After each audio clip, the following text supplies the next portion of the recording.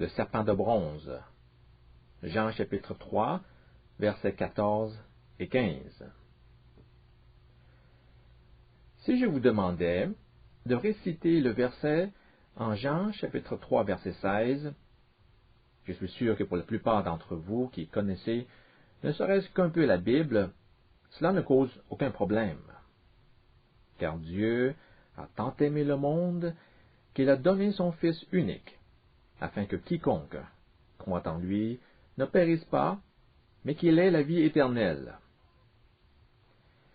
Mais si je vous demandais de dire les deux versets qui précèdent Jean 3, 16, il est fort à parier que votre réponse ne soit pas aussi rapide. Vous êtes-vous déjà penché sur les mots qui précèdent le verset en Jean chapitre 3, verset 16 que tout le monde connaît? En d'autres mots, ce que je demande, c'est le contexte dans lequel on retrouve Jean 3, 16. Nous allons étudier aujourd'hui la signification du passage en Jean chapitre 3, versets 14 et 15. Et par la grâce de Dieu, j'espère qu'il deviendra une partie intégrante de votre compréhension de Jean 3, 16. Les mots que l'on retrouve en Jean chapitre 3, versets 14 et 15 appartiennent à cette partie de la Bible où Jésus converse avec Nicodème au sujet de la nouvelle naissance. Et voilà ce que Jésus affirme. Et comme Moïse éleva le serpent dans le désert, il faut de même que le Fils de l'homme soit élevé. Comment devons-nous interpréter ces précieux mots de notre Seigneur Jésus?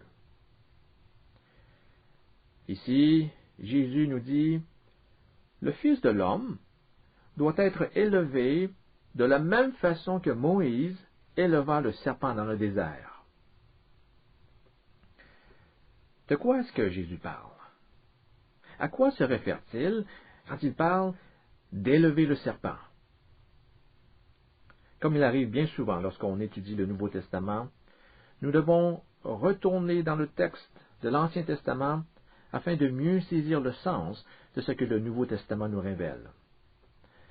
Et en ce qui nous concerne, par rapport à Jean chapitre 3, verset 14, nous devons retourner au livre des Nombres, chapitre 21, versets 4 à 9. Ce passage constitue la clé qui nous permettra de comprendre correctement ce à quoi Jésus fait allusion quand il prononce ces paroles en Jean chapitre 3, versets 14 et 15. Voici donc ce qu'on lit au livre des Nombres, chapitre 21, versets 4 à 9. Ils partirent de la montagne de Hor par le chemin de la mer des Joncs pour contourner le pays d'Édom.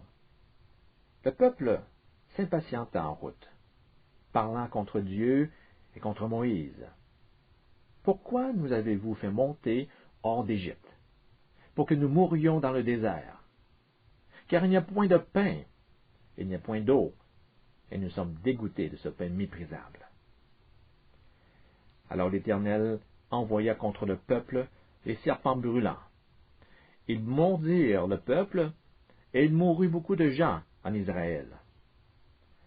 Le peuple se rendit auprès de Moïse, et dit, « Nous avons péché, car nous avons parlé contre l'Éternel et contre toi.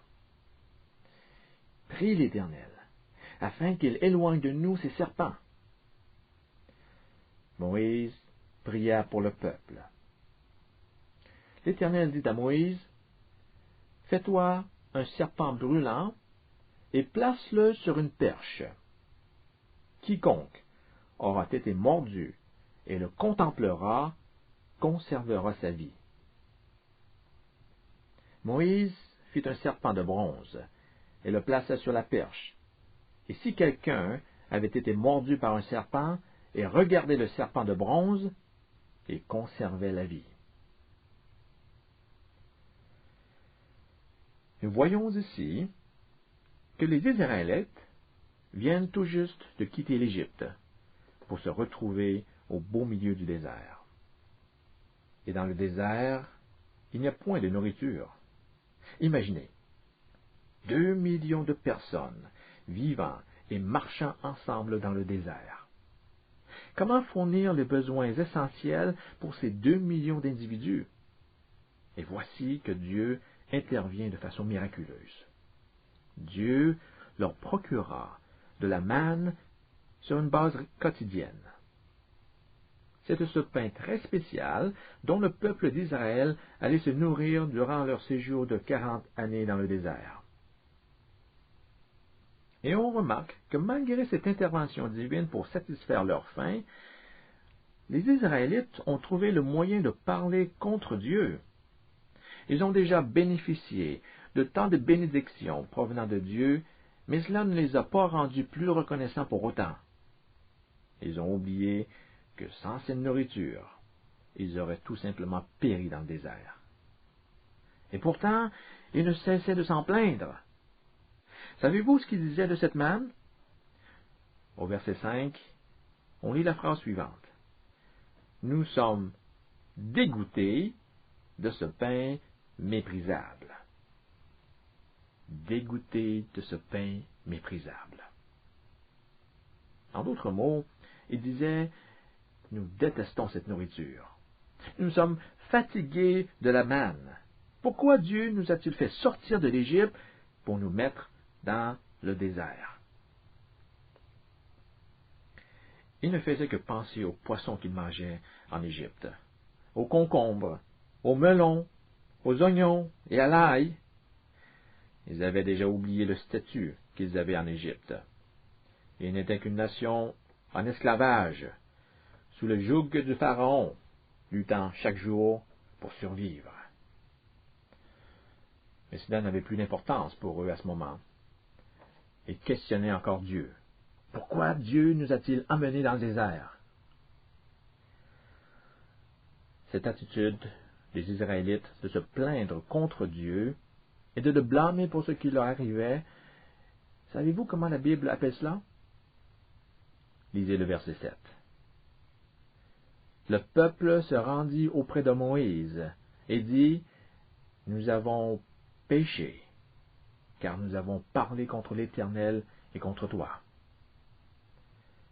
Les Israélites se plaignaient de leur vie dans le désert, de la manne que Dieu leur faisait manger. Ils se sont rendus compte qu'en blâmant Dieu pour ce qu'ils percevaient être une vie misérable, ils avaient en fait commis un grave péché. Nous avons péché parce que nous avons parlé contre Dieu. Nous voyons ici un aspect fondamental du péché. Le péché est cette attitude de parler contre Dieu, que ce soit avec votre bouche, dans votre cœur ou par votre comportement. Chaque fois que vous blâmez Dieu pour quelque chose, prenez garde. Il y a de bonnes chances que vous soyez en train de pécher. Donc, le chrétien peut pécher de cette façon. Pour le non-chrétien, le simple fait de ne pas croire en Dieu est un péché. Le péché ne se limite pas seulement qu'au meurtre, au mensonge ou à la tromperie. Nier l'existence de Dieu constitue en soi une attitude d'opposition contre Dieu. C'est une façon de parler contre l'existence même de Dieu. Et cela, comme on l'a vu avec les Israélites qui parlaient contre Dieu, cela constitue par le fait même un péché. Un jour, alors que je travaillais à la salle d'urgence d'un hôpital, j'ai vu une patiente qui consultait pour un problème médical mineur. À la fin de la conversation, je lui ai dit, « On va remercier Dieu que ce n'est pas aussi grave que vous ne le pensiez. » Ce à quoi il m'a répondu, « Vous savez, docteur, je ne crois pas en Dieu. » Savez-vous pourquoi?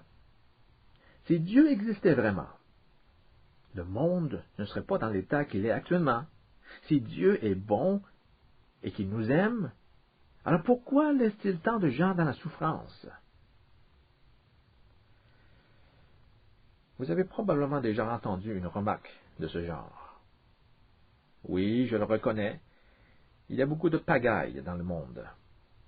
Il y a partout de la souffrance. Mais conclure que Dieu ne peut pas exister sur la base de la souffrance que l'on observe dans le monde est un raisonnement qui m'apparaît tout à fait erroné.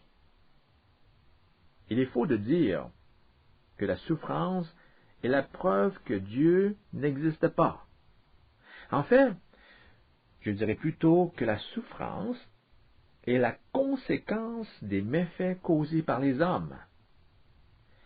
Bien souvent qu'autrement, il y a de la souffrance à cause du tort infligé par les êtres humains à d'autres personnes. La Bible nous enseigne que le problème fondamental de l'homme est sa propension à commettre le péché. Et c'est à cause de ses propres torts, ses propres péchés, que notre monde se retrouve dans le désordre aujourd'hui. Il me semble que cette façon de percevoir la souffrance dans notre monde s'avère beaucoup plus juste. Dans la mesure où l'homme demeure tel qu'il est, avec un cœur enclin au péché, la souffrance dans le monde, causée par ses propres méfaits, ne peut que perdurer. Si Dieu existe vraiment, que fait-il à propos de tout cela? Oui, Dieu existe, et il fait tout ce qu'il peut pour rendre ce monde un monde meilleur. Car voyez-vous, quand Dieu fait face au problème du péché et de la souffrance, il a deux choix. Il peut soit éliminer tous les pécheurs, et ainsi la source du péché, ou soit transformer le cœur malveillant du pécheur en un cœur bienveillant. Et laissez-moi vous dire que Dieu a déjà fait son choix. Il veut transformer le cœur de l'homme. Il veut une nouvelle terre, habitée par des hommes dont le cœur aura été régénéré par la puissance de l'Esprit Saint, et où la justice régnera. Ce processus de transformation, de changement, est déjà en branle. Dieu est en train de changer le cœur des hommes qui ont été touchés par son amour. Si Dieu voulait tout simplement purifier la terre de tous les pécheurs, il n'a pas besoin d'en demander la permission à quiconque. Il peut le faire instantanément. Et personne n'échapperait à cette purge.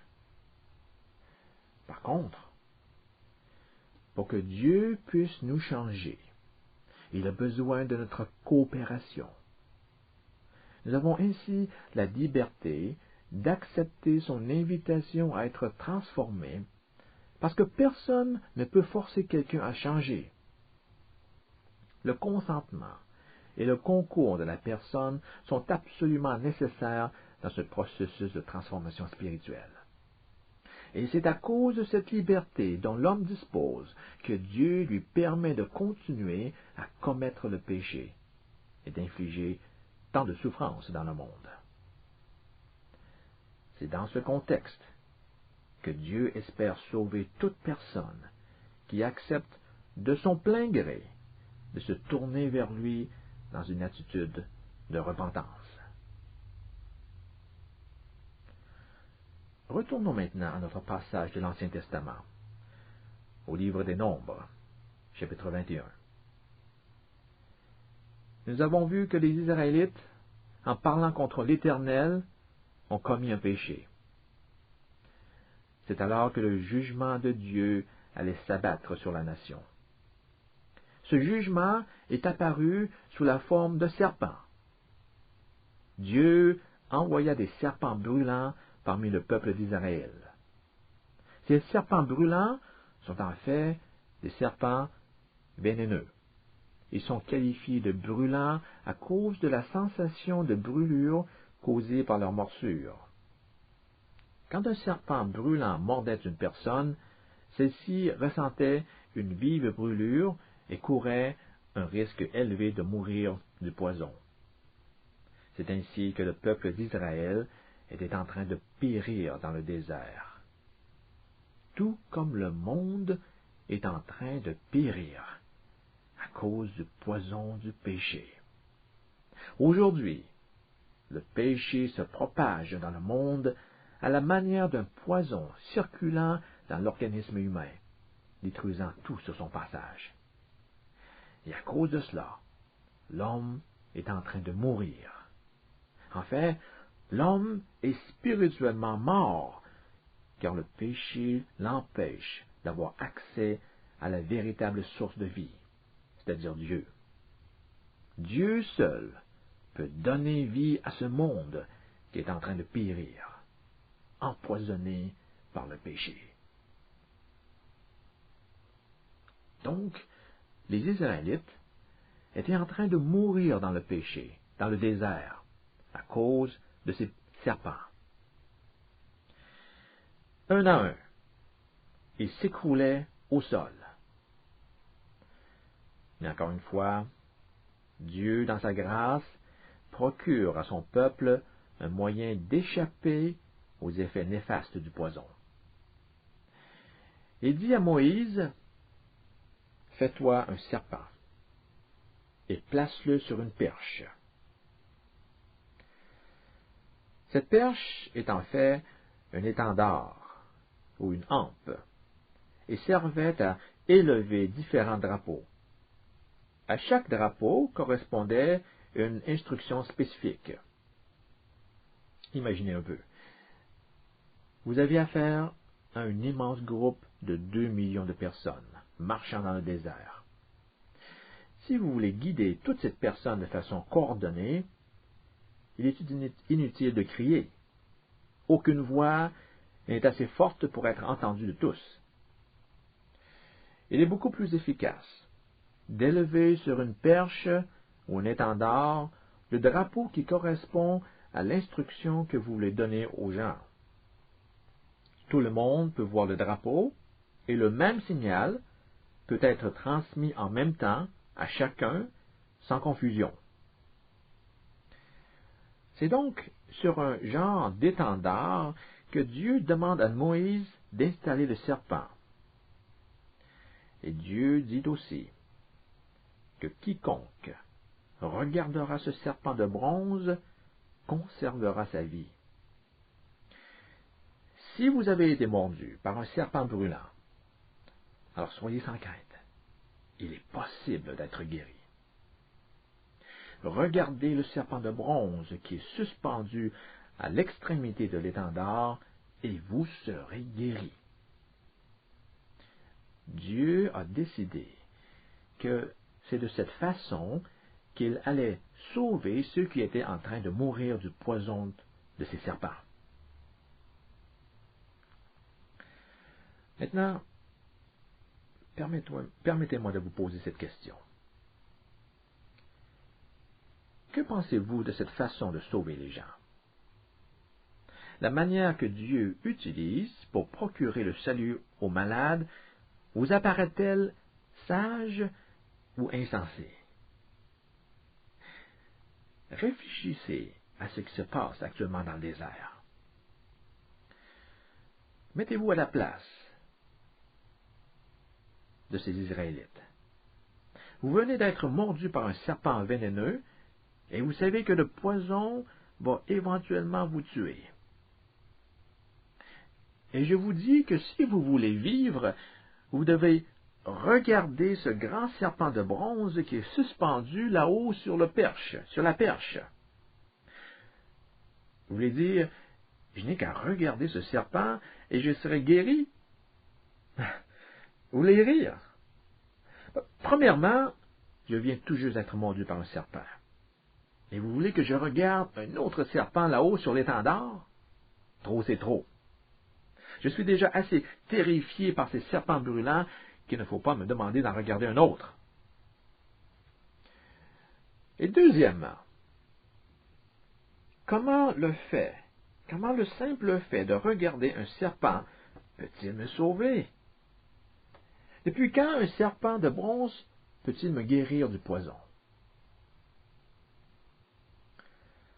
Un serpent de métal ne peut rien faire pour sauver un homme qui est en train de mourir par empoisonnement. C'est complètement ridicule, absurde. C'est de la pure superstition. Cela n'a pas de sens du tout.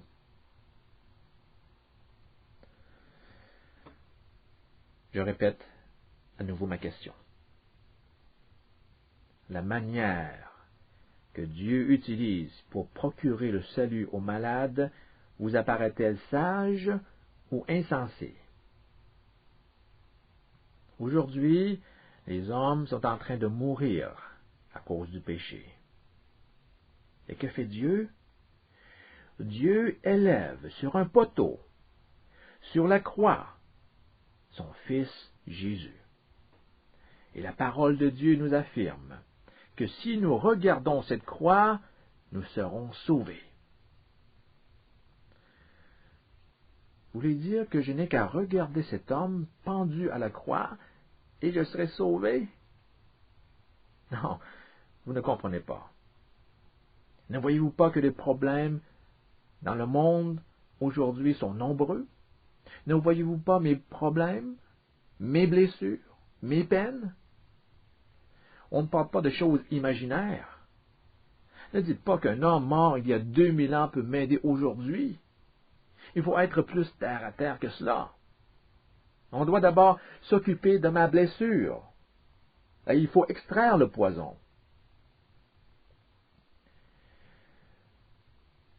C'est ainsi que nous sommes absorbés par nos problèmes personnels. À tous les jours, on essaie d'extraire le poison. On se débat constamment dans la vie pour nous sauver par nos propres efforts.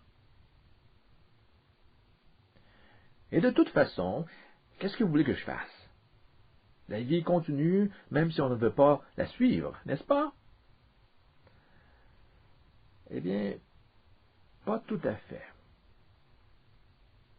Le fait de discerner la sagesse de Dieu dans tout cela peut vous amener à changer votre manière de penser. Et la sagesse de Dieu ne peut être perçue qu'avec des yeux spirituels. Relisez à nouveau cette histoire qui se déroule dans le désert. Premièrement, remarquez ceci. Dieu aurait pu dire à Moïse, « Tue un de ces serpents et suspends-le à une perche. » Ceci aurait été bien plus simple, du point de vue pratique, que de faire un serpent de bronze. Mais Dieu avait un motif très spécifique dans cette instruction à Moïse, de faire un serpent de bronze.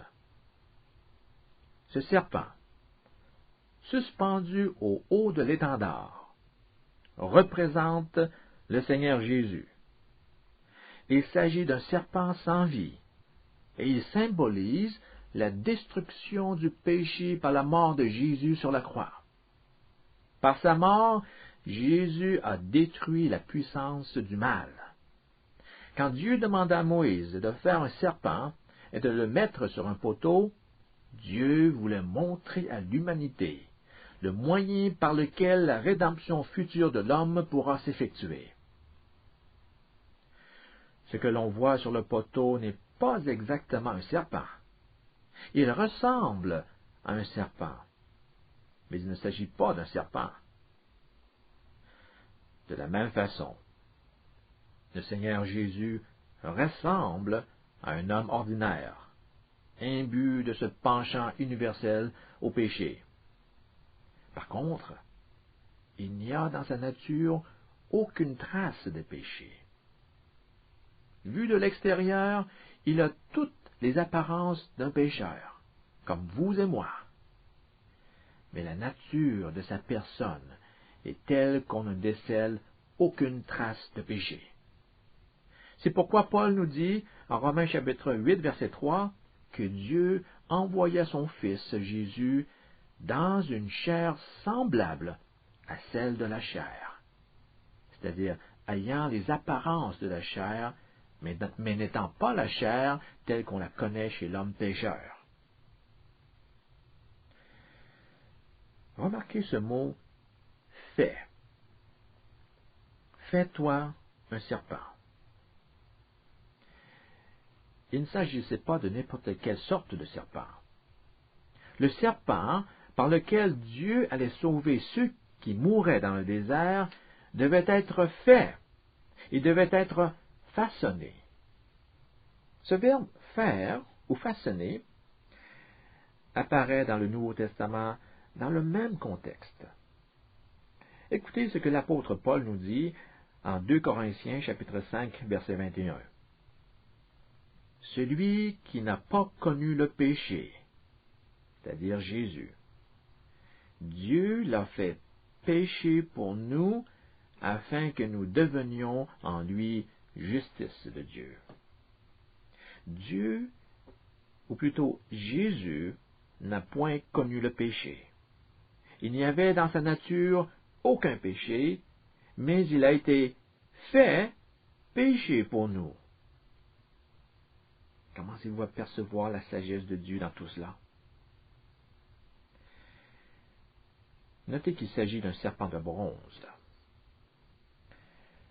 Comment fait-on un serpent de bronze? On ne peut certainement pas sculpter du métal. La façon de s'y prendre, aujourd'hui comme hier, est de faire fondre le bronze par une chaleur intense et de le couler dans un moule ayant la forme d'un serpent. Il faut donc du feu pour faire un serpent de bronze. Et dans la Bible, le feu est souvent utilisé comme métaphore pour désigner le jugement de Dieu. Par exemple, en 2 Pierre chapitre 3 verset 7, on lit que par la même parole, les cieux et la terre actuelle sont gardés en réserve pour le feu, en vue du jour du jugement et de la perdition des impies. Le serpent de bronze devait passer par le feu avant de devenir un serpent capable de nous sauver. Vous me suivez? Afin que Jésus puisse me sauver de mes péchés, il devait subir la cuisante chaleur du feu, le feu du jugement de Dieu pour vous et moi, pour nos péchés, et qui le mènera à la fin par la mort sur la croix. Ce serpent était fait de bronze. Encore une fois, il y a une importante signification à connaître. Le bronze, contrairement à la chair, est incorruptible. Ceci est pour nous indiquer que le Sauveur à venir n'est pas qu'un être humain fait de chair et d'os. Certes, son corps physique est celui d'un être humain, mais l'essence de sa personne, la nature même de cette personne est incorruptible, parce qu'il est Dieu. Et le serpent est fait de bronze pour signifier cette incorruptibilité. C'est la raison pour laquelle le bronze est si prédominant dans le système sacrificiel d'Israël. L'autel des holocaustes est des plaqués de bronze. La cuve dans laquelle les prêtres se lavaient les mains et les pieds était faite de bronze. Tous les accessoires qui servaient directement au sacrifice étaient faits de bronze. Jésus est l'ultime instrument de sacrifice, dépourvu de toute forme de corruption, qui rendra possible le salut de l'humanité. Et il est représenté ici par un serpent fait de bronze. Maintenant, remarquez le prochain point. Cet incident, impliquant des serpents brûlants, était loin d'être banal. Cette histoire, qui s'est déroulée il y a bien des siècles dans le désert, annonçait, en fait, une prophétie Elle prédisait la façon dont Jésus allait mourir. Voyez-vous, Moïse ne se fait pas seulement dire de faire un serpent de bronze, mais aussi de l'élever sur une perche. Et durant la période du Nouveau Testament, le verbe élever est un mot qui fait directement allusion à l'exécution d'un individu par crucifixion. Quand on dit que quelqu'un allait être élevé de la terre, on voulait tout simplement dire qu'il allait être crucifié. Pour crucifier une personne, il faut d'abord la clouer sur une planche de bois qu'on aura étendue au sol. Une fois que la personne est bien fixée sur la croix, on élève cette croix et on la laisse tomber dans le trou qui maintiendra la croix à la verticale. C'est pour cette raison que l'acte de la crucifixion est décrit par le mot « élevé ». On peut maintenant comprendre Jean chapitre 3, verset 14, lorsque Jésus dit « Et comme Moïse éleva le serpent dans le désert, il faut de même que le Fils de l'homme soit élevé. » Lorsque Jésus utilise le mot « élevé », il voulait indiquer par là de quelle mort il allait mourir, c'est-à-dire crucifié sur la croix. C'est ce que Jean chapitre 12, verset 33 nous dit de façon explicite. Dans quel but le Fils de l'homme devait-il être élevé? Jean chapitre 3, verset 15. Afin que quiconque croit en lui ait la vie éternelle. Le Fils de l'homme devait être élevé du sol afin que l'homme puisse avoir accès à la vie éternelle, afin que l'humanité puisse être sauvée. Mais le salut ne sera pas le privilège de tous. La voie du salut n'est accessible que pour la personne qui croit en Dieu, afin que quiconque croit en lui. Mais qu'est-ce que croire? Qu'est-ce que cela implique de ma part? Encore une fois, notre passage dans le livre des Nombres, chapitre 21, nous vient en aide. Et je vais procéder lentement ici, parce que je veux que vous saisissiez très bien le point de comparaison que Jésus est en train de faire. Voici. De quelle façon les gens ont été sauvés en Nombres, chapitre 21? En regardant le serpent de bronze. De quelle façon peut-on être sauvé en Jean chapitre 3? En croyant en Dieu, au Seigneur Jésus.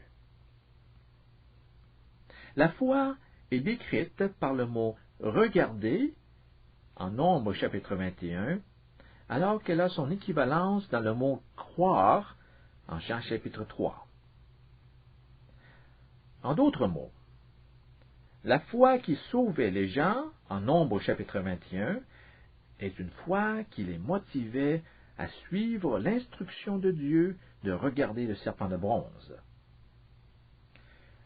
Et de la même manière, la foi qui sauve en Jean chapitre 3 est une foi qui vous motive à croire en Jésus-Christ et à faire confiance en sa parole. On pourrait paraphraser Jean chapitre 3, versets 14 et 15 de la façon suivante. Tout comme le fait de regarder le serpent de Moïse, le serpent que Moïse éleva dans le désert a sauvé les gens qui mouraient du poison, quiconque croit au Fils de l'homme et a confiance en ses paroles aura également la vie éternelle. Vous comprenez maintenant le parallèle? Maintenant, que cela soit très clair dans votre esprit. Les personnes qui ont été mordues par les serpents vénéneux Ne guérissez pas en jetant un simple coup d'œil au serpent de bronze. Le mot hébreu pour regarder, et que l'on retrouve au livre des Nombres, fait référence à un regard très attentif et vigilant. Donc, la condition pour être guéri du poison dépendait d'un regard très attentionné par la personne malade sur le serpent de bronze. Le Nouveau Testament fait également état de la même attitude pour le croyant. Le mot grec qui pointe à cette manière de fixer quelque chose de regard se retrouve en Hébreux chapitre 12, verset 2, où on lit la phrase suivante. Les yeux fixés sur Jésus, qui est l'auteur de la foi et qui l'amène à la perfection. On ne parle pas d'un clin d'œil à Jésus. Nos yeux sont fixés attentivement. Nos yeux sont rivés sur la personne de Christ. Le mot grec ici, tout comme le mot hébreu, désigne un regard qui requiert toute l'attention de la personne. Nous pouvons conclure de tout cela que Dieu ne nous sauve pas par un rapide coup d'œil à Jésus, par une croyance superficielle en Jésus. La foi qui nous sauve est une foi qui fait appel à toute notre personne, à tout notre cœur, notre âme, notre volonté, nos pensées.